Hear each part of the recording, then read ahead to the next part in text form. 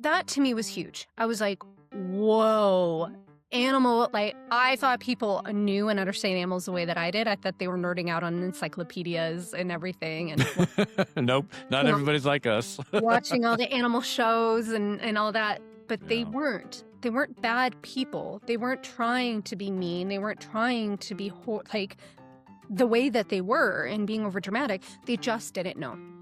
And that's when it hit me that I have to be like a communicator. I have to help them see and know and do it in a way that doesn't bring on shame and guilt, because that does not work. It never has. And use that magic and that fascination and help people feel safe to learn so that animals aren't dying unnecessarily or being harmed unnecessarily right in front of us, or in times where we can't see them. Welcome to another episode of Animals, Nature, and You. And I have to start off with a question. Have you ever met somebody that you just see them doing exactly what they're supposed to be doing with their life? That they embody everything that they're doing, whether it's professionally or personally or everything between their character, their charisma, their energy? It is that. Well, my next guest that we have here on Animals, Nature, and You, she's just that person. I met her eons ago when we were both working at the San Diego Zoo. She had a part-time educational job. Maybe she was full-time. I don't know. I have to ask her. She was at the San Diego Zoo as an educator. I was a keeper. We crossed paths briefly because I worked in the department that educators worked with as well. And I remember just thinking, I said, well, there's someone doing exactly what they're supposed to be doing. She left the zoo not too long thereafter and continued pursuing her journey. And instead of me just spilling everything out here, I'm going to read her bio for you real quick, and we're going to bring her in. She is an amazing person. Her husband is awesome too, very talented artist. I'll actually, now that I think about it, if it doesn't come up in the interview, I'm going to go ahead and put his links in the show notes as well, just so you get an idea. Both of them great people, but enough. All right, here's the bio. Stephanie Arne is an accomplished international wildlife conservationist, expedition guide, TV personality, and a spirited and engaging storyteller. Stephanie is a former host of Mutual of Omaha's Wild Kingdom and appeared on Animal Planet, The Weather Channel, The Harry Connick Jr. Show, and The Drew Barrymore Show. She's also been a brand ambassador for Scuba Pro and Curiosity Stream. Her insight has earned her a seat on the Association of Zoos and Aquariums Lion Safe Committee, or Save Animals from Extinction, and also the International Union for Conservation of Nature, or IUCN's Education and Communications Committee. Today, Stephanie runs eco-tours and gives public speeches all over the globe. She was formerly the Director of Conservation for the Sioux Falls Zoo and Aquarium, and before that, the Director of Education for the Endangered Wolf Center. Now, I can say, I know there's a lot more to Stephanie than just this bio, and I also know we only have so much time, so we're going to cover lots of different stuff. So, Stephanie, thank you so much for taking the time today to be on Animals, Nature, and You. I really appreciate it. Of course. Thank you so much for having me. We have known each other for a while. In the intro, I kind of broke down all the many different things you've done, sort of your bio, if you will. But I really wanted this easy for me to say, interview to be about what you're doing next. Because it seems every time I'm on social media or Facebook, you're popping out, you're doing some travel with people, you're leading expeditions, or you're doing education for kids and all that stuff. You and I have known each other from way back at the San Diego Zoo when I was in the children's zoo, your education. We crossed paths again then and got to know each other even better once you picked up the Mutual of Omaha gig that we mentioned there in the intro. And life happens, and it's all of a sudden, over 10 years later from all of that, and here we are, and I see all this great stuff you're doing. And of course, the theme and overarching idea of this podcast, Animals, Nature, and You, is really reminding all of us the importance of our connection and our oneness with wildlife, with animals, domestic animals, and also nature. And I'm looking at what you're doing. I'm like, I need to get her on the podcast. I need to get her on the podcast to find out the details about all this work. So I'll hand it over to you. Where do you want to start? Like, where did you come up with these ideas, that all this work that you're doing now?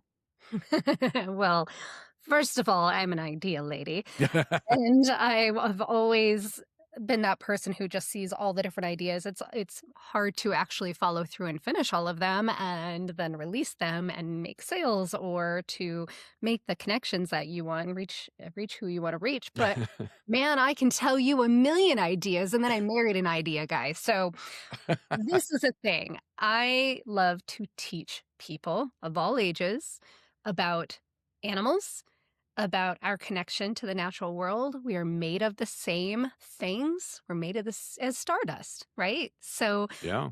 to me, I find a deep connection, almost like a spirituality in a way to me, that I am made of all the things around me. I need all the same things: water, air, soil, sun. I need all the same minerals, vitamins, all of that in order to exist. And I find that incredibly magical. And then to see how other beings exist in this same planet, on this same planet Earth, to me is just really fascinating. But I've always been fascinated with behavior. I've always been fascinated with how other people perceive the world around them. And I started that way as a kiddo. And so even as a kid, my mom said I was walking around teaching neighbors and my friends. They would be playing like doctor, or we would play hide and go seek. And then Steph's game was always like, let Stephanie be the animal educator. And then I'd go outside and teach them about the frog that I found. And for the most part, that worked really well. That's kind of where it's all starting. I just feel like since I was a child, I've always wanted to teach, and how I taught, how that looked didn't matter to me. I know I want to do all of them all at the same time, but there's only one of me.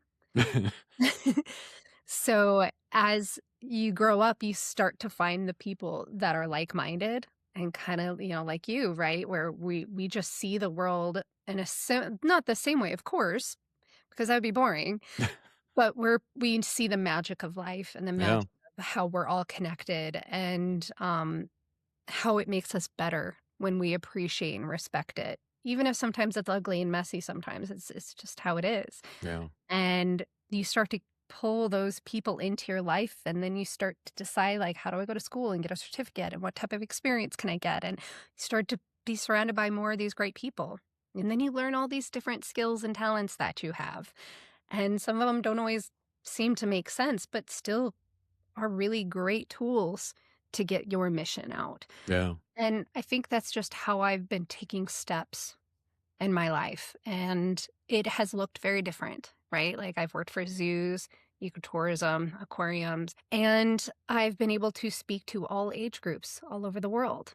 And then as soon as we had cameras that were digital cameras, and social media came out and YouTube came out, and oh my gosh, and I was like, wow, I can reach even more people. How cool is that? Of course, now you have to learn all the software and all of the things, right? Right. But then when Wild Kingdom happened, my mind was blown. I couldn't believe that the steps that I just kept taking, my passion towards just trying to connect more and more with people and with nature around me, led me to this ability to reach millions of people through that show. And now the show's been done since 18 or 19 for me.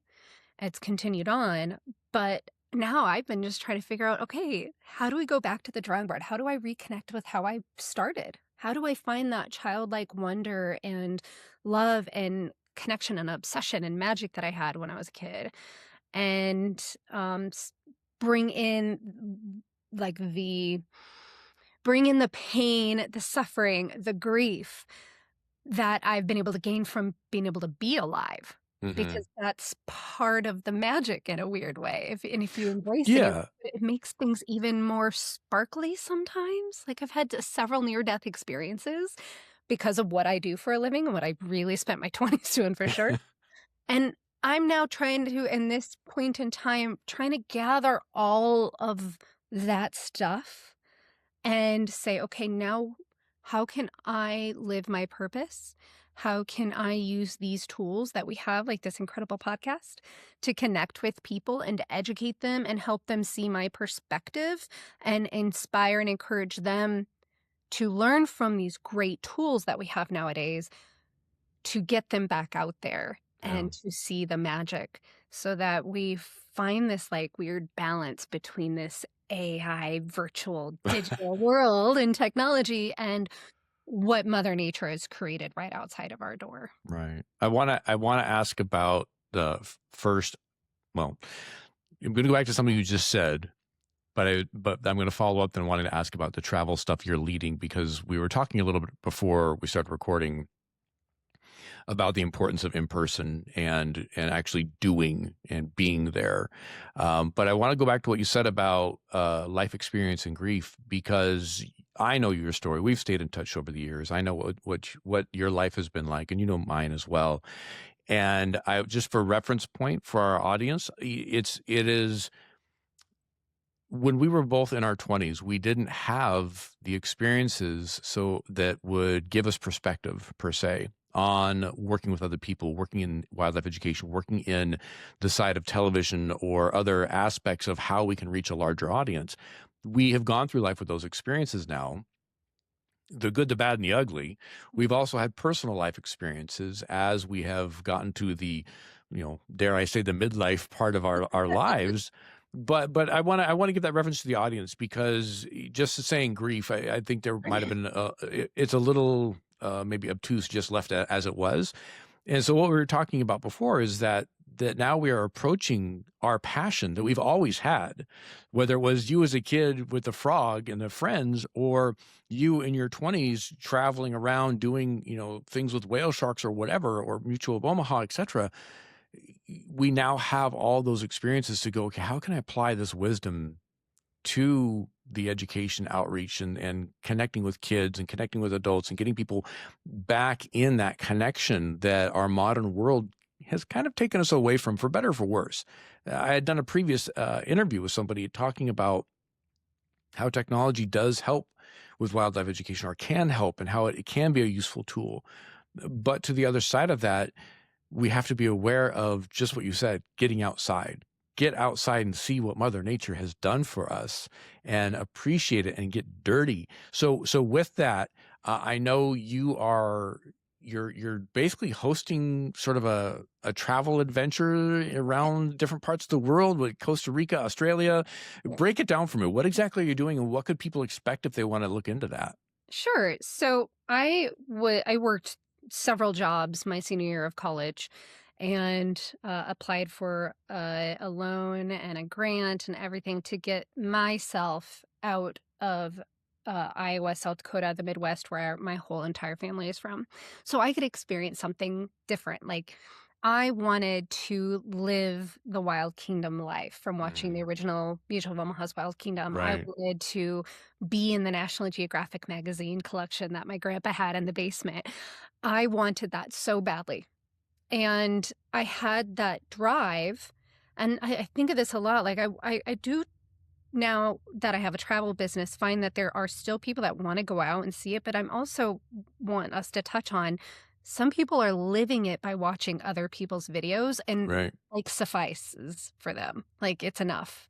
So I want to go back to that. But for me, I know that was a big drive. Like, I've never seen it, never felt it, never did it. And so I traveled into 2005 to West Africa, Ghana, Togo, Benin, and Burkina Faso, and it completely changed my life. Not only did I learn about all these other cultures that felt so different than mine, I learned actually more about my own culture and how Americans are shown the world, how we're taught about the world, and how we should perceive ourselves as Americans within the world. So I learned that, but it took me leaving. And after I felt all these incredible feelings of, wow, that's a fruit, and oh, that's how you guys dance, and whoa, that's how you wear earrings. I came home and I'm like, one day I'm gonna have a travel company, because I want people to feel what I feel right now. Nice. And I understand that there's a lot of people that feel afraid to go through the uniqueness and the difference. It's scary for a Yeah. lot of people. My goal was always to be like, let me show you how stop wasting your time. Like, come on, it's worth it. So it took a really, really long time. I did travel all throughout my 20s, because I was so addicted to that feeling. Yeah. And also getting animal experience in the process. But I always wanted to try to start a travel company. And I could have, while I was the host of Wild Kingdom, but it would have been really hard because I was Oh, filming sure. a lot. I was doing a ton of promotional visits and stuff. So it's interesting how it took the show to end and the pandemic And then my husband and I tried to have a baby, start a family. We did IVF and surrogacy, and there was a miscarriage. And so that's, in a nutshell, my grief that I was referring to. Right, right. Took all that for me to go, what am I doing? What am I waiting for? Hmm. It's the perfect time now. Yeah. And so now I have started a travel company where I can, of course, encourage people through social media to be like, this is why you should travel and this is how we should work on that. And I can use these great tools, but then I need to show them how to do it. And Hmm. I think some people get frustrated because it's overwhelming to take those huge steps, but I'm fine. I'm fine being the person that holds your hand, right? Hmm. Like you don't know how to get a passport. Let's walk through it step by step. What about vaccines? What about what you pack? Um, Hmm. it's not just about when you try to get people out in nature to feel those things into a quote unquote foreign environment for them. Because I want to pull people really far away. You can get out in nature in your own dang backyard, in your Yeah. own state. You don't have to be, wealthy or anything to get outside. But I do like to have a mix of pulling people away from their comfort zone and their circle of influence. And I think for some people that's scary, but what I really realize is it's not the getting out there to get that feeling that I was just talking about. It's all the steps in between. Right. It's like how hard it is to just go to the damn gym, Hmm. right? But if you lay your clothes out ahead of time and you have an alarm and you've eaten right the night before and all that, like you set yourself up, then you get to have this magical experience. And then once you do, you'll understand why you and I do this and think about this every day. So I help people with their passports and their vaccines and what to pack and why Hmm. to pack it. Surprisingly a challenge for people. Yeah. Helping them with their flights, helping them with how do you communicate with other people that are in the group you don't know. Now, how do I communicate with the people around me without disrespecting them? Right. So to me, all those little details have always been really fun for me. And I finally just said, let's just do it. So I did it and I have created my own travel experiences to give people these opportunities, but I partner with people as well. Hmm. So my first trip was to South Africa, where I partnered with a company out of Australia called Global Protagonists, and they helped set up this really incredible opportunity dehorning rhinos and desnaring animals. Hmm. So it was really kind of medical vet focused thing. Now I have one that is a trip to Costa Rica working with Ecology Project International, and we're going to be doing sea turtle work, feline, and primate work there. Nice. And then my last one is partnering with photographer Jennifer Lee Warner, and she's an incredible storyteller, visual storyteller. And she and I have partnered with our friends at the Australia Zoo, the Irwin family, Hmm. and that incredible team over there to get people over to the Australia Zoo and learn about conservation storytelling and photography. And then after that, I'm going to take people to my old stomping grounds on the Great Barrier Reef on a boat I used to work for to take them Nice. under the water, which is a whole other mind-blowing experience that I Yeah. wish people could have. Yeah. So but when I'm there, it's not, like I said, it's with the travel business, it's from beginning to end. It's from the Hmm. moment you say, hey, do you want to travel? And you get that person going, I've been thinking about this for years, but I'm afraid of flying. Okay, well, because I know that this long, hard process might be scary, but it is so rewarding in the end. And for me, if I can run a few of those trips a year and do the digital courses where I can use the technology for virtual connection, I think that I've figured it out for myself and Yeah. have that good balance of all the different things. Um, And I like how you're really positioning it too, in the sense that you don't have to be a well-traveled person. You don't have to, no, have gone on safari excursions before. This is actually a really good space for a first timer that in a few years probably will be that seasoned person who's going to get bit by that travel bug and be like, oh my God, this is like, I mean, like you and I both, we've been to other countries and experienced other cultures, get that eye-opening moment, how different our culture here is in the US versus other places and wild spaces in general and how that touches you and Mhm. affects you. So yeah, that is so cool. That is so cool. And then you're doing other work too. There's an academy or something or? Yeah, I have a conservation academy I just launched. I really haven't even started marketing it yet, but I'm So, going to be running. spoiler alert. That's what, no, it's all good. I'm gonna the digital classes that I'm gonna offer, if you go to my website, stephaniearne.com, I have, of course, you can hire me for traditional speaking engagements. But then I'll have live digital courses that have, let's say, 4, 7, 8 classes that you're buying in a package. And a lot of those are going to be kids' classes. So, again, trying to help them understand how everything is connected, how Hmm. they can be an advocate using their skill sets and talents, how we can expand their perspective. And of course, and really important right now is understanding animals and AI. And how does that affect us? And how does that change our perception of the natural world and the animals around us, and why it's important to know what's real and what's fake? Hmm. So those courses are going to be consistently offered throughout the year. Hmm. Same with the academy. The Conservation Academy is more towards like teenagers and up, people that are wanting to go in the conservation field, people that are just graduating from college or early career people, or people that want to transition within their career. My I feel like a gift I have, and I think because I've been able to do all these different types of jobs around the world, you and I both know there's more than zookeeper and animal vet, right? Right. And I think the reason why a lot of us get annoyed, at least I get annoyed with that, is because I think a lot of people go, oh, if I don't have a zoology degree, a marine biology degree, or if I'm not a vet, I Right. can't participate in this field. Well, I mean, there's even people I've spoken to that have always had that interest of doing something with wildlife or animals, or just that natural curiosity about nature. But the people around them growing up are like, yeah, but you have to have a real job. And so they're selling insurance, or they're doing something that's quote unquote a real job. But as they become adults, and they can take a weekend class in something they're interested in and start to realize, no, I can be a naturalist. I can be a guide for the state park, or I can be a part-time ranger, or wildlife photographer, or any of that. And I agree with you completely. I mean, I remember growing up when I said I wanted to work with animals for a living, and I found a college, Moore Park College, that does that for students. Mhm. Change you how to do that. My guidance counselor at the high school called my parents and said, you need to talk them out of this. That's not a real job. This isn't a real career.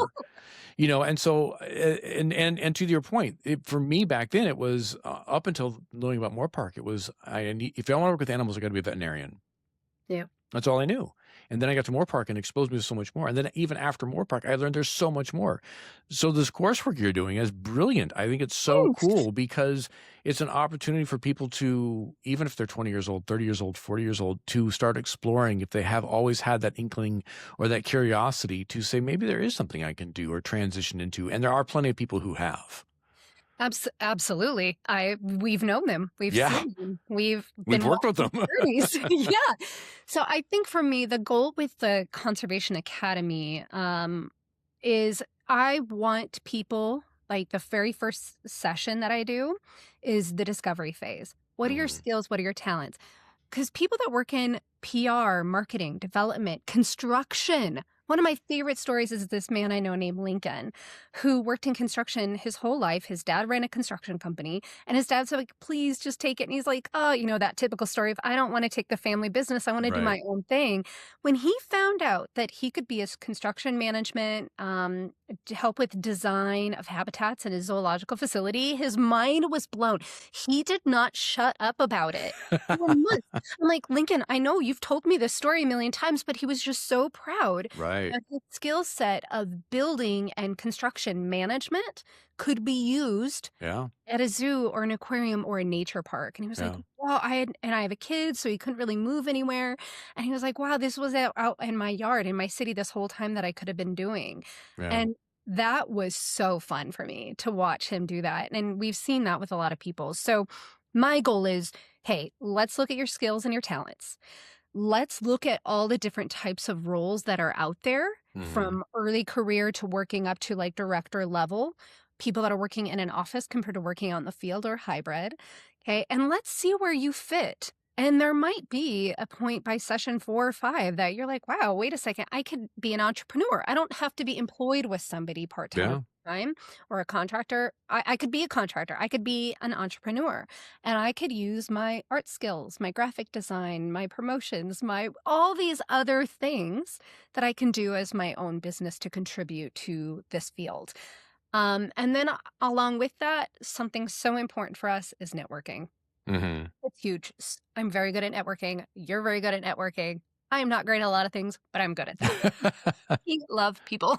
Yeah. So Well, but you do that's have to just hear it some more though. networking as well and Yeah. how to build your brand and how to connect with people. So it's kind of an a really good start to say, hey, you maybe don't want to go back to college or to university yet, but you would love some middle thing or this first step Hmm. to get some direction on where you want to go. And it could even be, am I a person that should work with reptiles or birds? Am I somebody that wants to be a ranger that's outside every single day, all day? Or do I want to be in an office creating materials that support a campaign for Yeah. wildlife? So that's what this course is about. Nice. That's cool. I love that because you are right. I do know from spending many years with a very large nonprofit organization that runs two zoos here in San Diego that the interworkings, people are usually surprised. There's architects that work for zoos. There are lawyers that work for zoos. And it's not like they're a lawyer with their own space and they have the zoo as a client. They're actually employed by the organization to do these things. Pretty much, I remember doing career talks. It's like anything you can think of that a city would need, a zoo has it internally to some degree, depending on the size of the zoo. So, from police officers / security guard to, your PR and marketing to communications, all of that. It's really so cool that you're Education, offering this. What's that? fundraising, Oh, yeah. Ah, education, yeah. fundraising, wastewater management, horticulture. Do you love plants? Yes.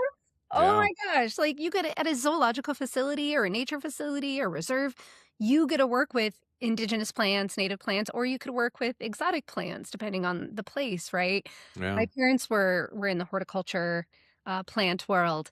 Um, I find them fascinating, but Yeah. stuck with the animals. But they're all connected. Again, like that's what they all eat. It's part of the food web. It's Right. cascade. It's all the things, right? So it's Yeah. yeah, Well, I I wanna touch on something since you brought it up, that your family was horticulture plants and you like animals.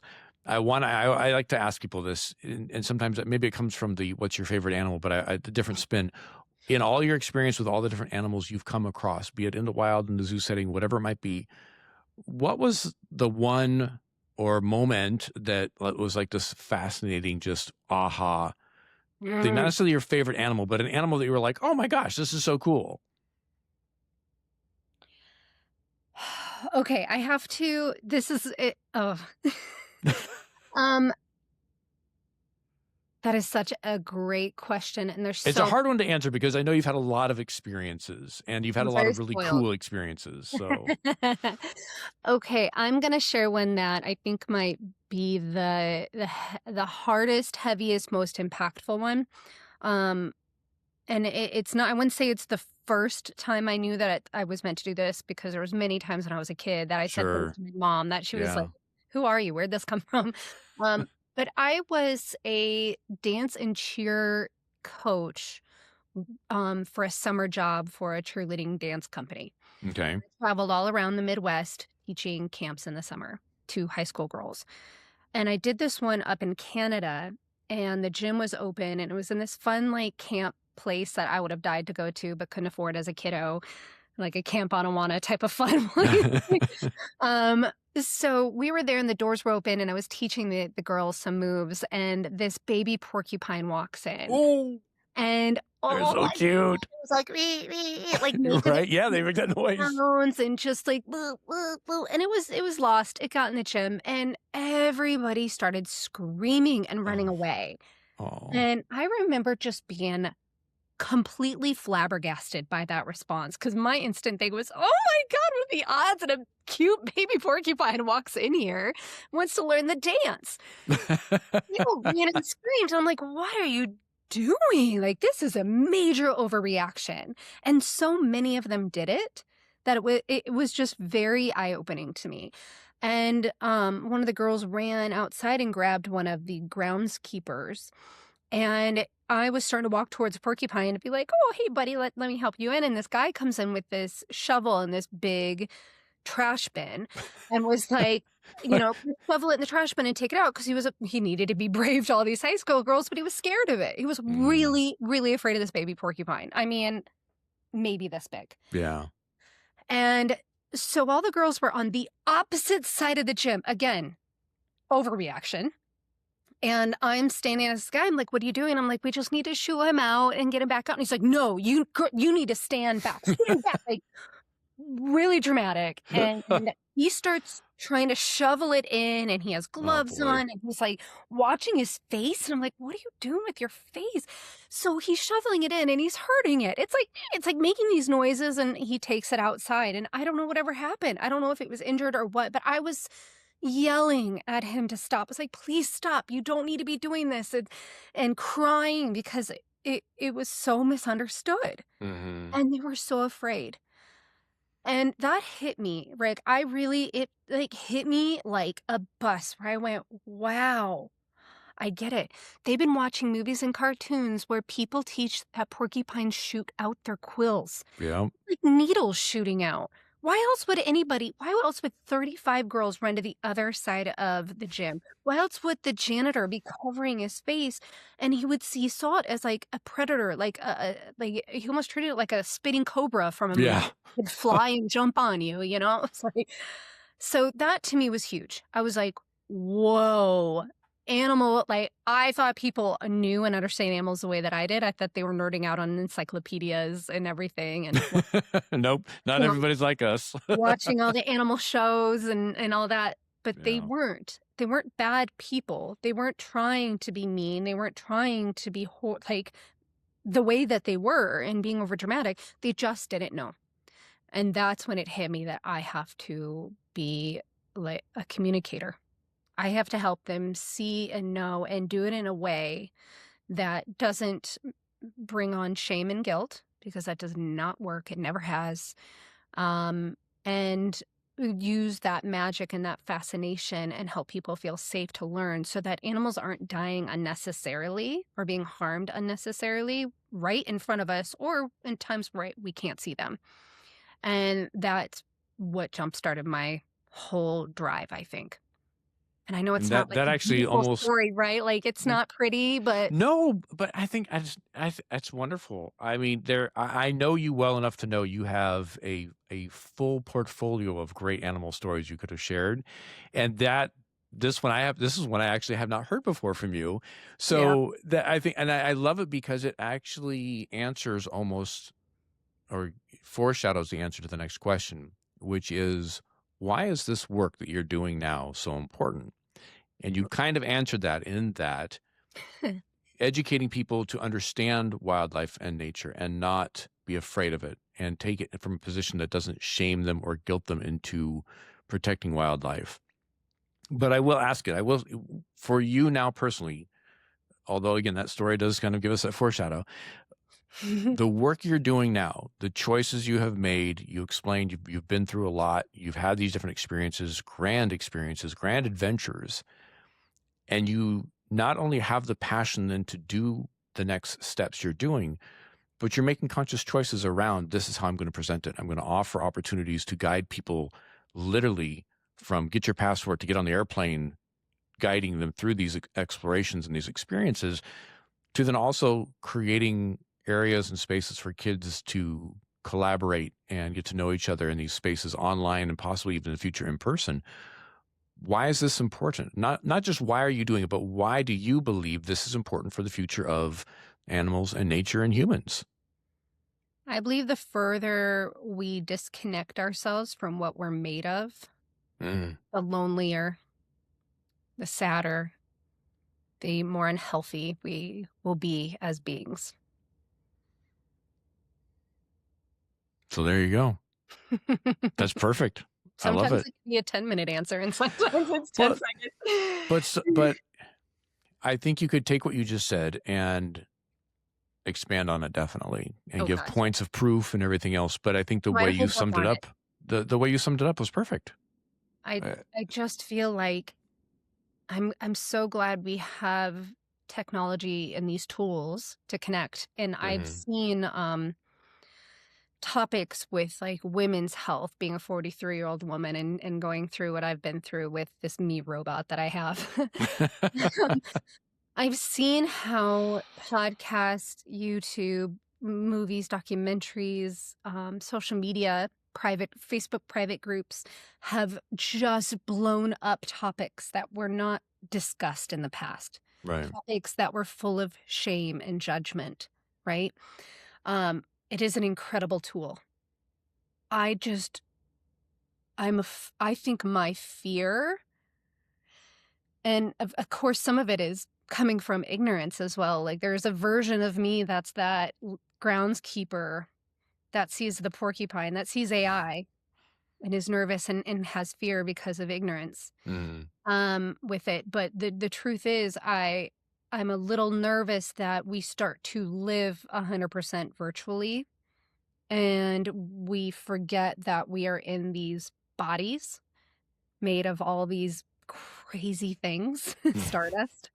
And that dog and that elephant and that frog and that ocean, the coral, that we're all made of these things and they're all very similar. And I don't want people to forget that, because there's something about remembering that connection and constantly working to work on that, I guess, work on that connection, however that is, if it's traveling, if it's reading, if it's going out and laying in the grass, making a pollinator garden, volunteering at a dog shelter, whatever it may be.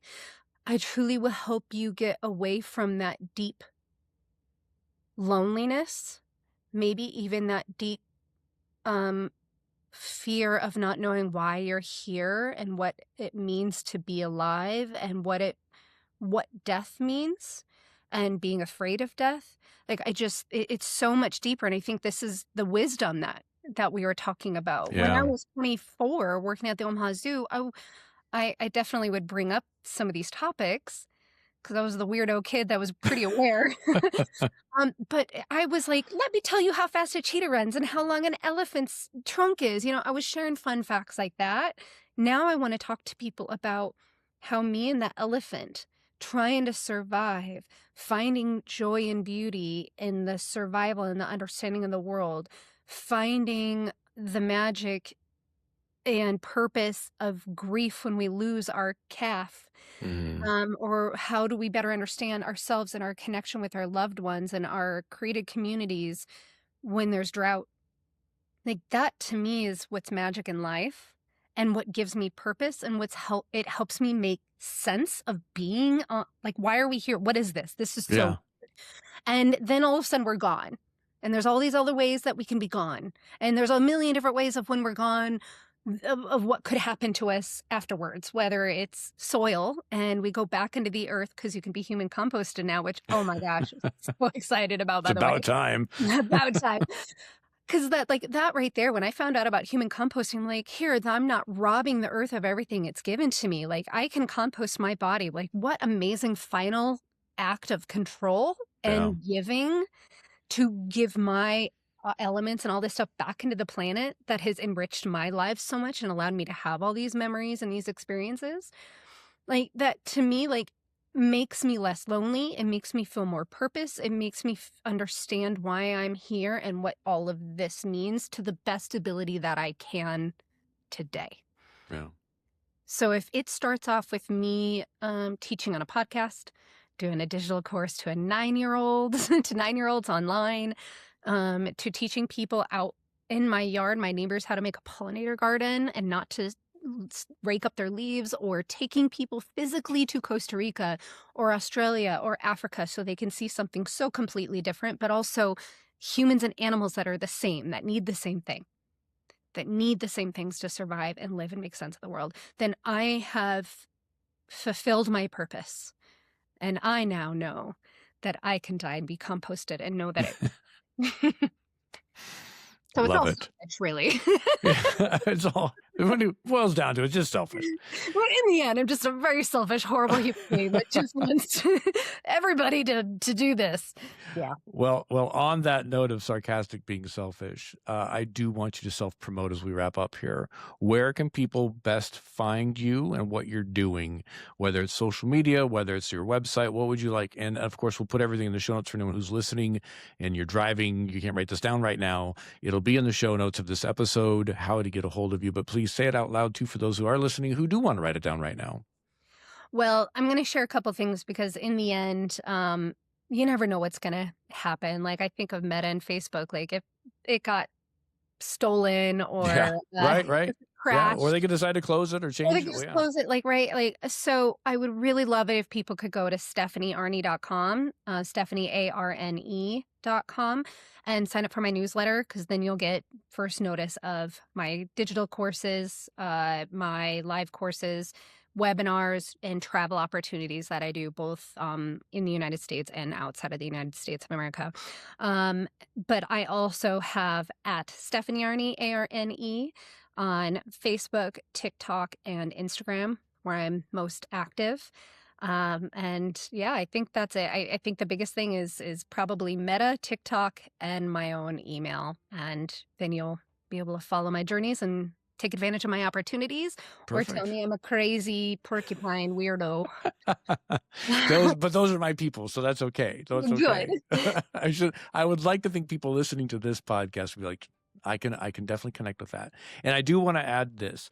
Anybody listening who knows somebody who's thought about or has shown concern about international travel into wild spaces, convince them, go with them, sign up, have them talk to whatever. Mm-hmm. It is life-changing to go travel to other cultures in general, and to go out into wild spaces where you get to experience cultures of people, but also then Mother Earth and nature and animals in a way that you don't get to see in your own backyard is so valuable. If you have the means to do it, but you've been hesitant because you didn't know all the proper steps, Stephanie's offering an opportunity that is rarely an offer. Usually it's you have to have some knowledge. You have your passport already. You have to know this stuff. You pay for it, and it might be a package deal. But to have someone like Stephanie as your guide, I can't say enough how important this would be for yourself, for somebody you know who's thought about this but has never done it. So, Stephanie, thank you so much for doing all you have done in the past, all you're doing now in the future, and thank you very much for taking the time to spend some moments here on the podcast with me to share with everybody what you do. Well, thank you for creating this podcast, and seriously, you've been a mentor to me and to so many other people in our field. So thank you so much for also sharing your success, your joy, your pain, your wisdom with the world. Seriously, it's really, really appreciated and needed. We need to get people remembering who we are. We're all human beings, and we're all doing the best we can while we're here. And I'm grateful that there's someone like you out there that I know I can always go to and that I can point people to when they need to learn more, because you are a credible, trusted friend and great conservationist. So thanks. And of course, thank you, dear listeners. I appreciate you tremendously. I'm so glad you're here. Whether you're watching on YouTube or listening on a podcast player, it's because you're here listening to Animals, Nature, and You that I can bring on people like Stephanie to have these great conversations where we all get to learn a little bit more. Speaking of learning more, if you are interested in catching up with Stephanie, all of her social media links are down below that we mentioned in the episode, along with her website and everything else she's got going on. If you're looking to get a hold of me, you can go ahead and head down to those show notes. Also, all of my links are there for you.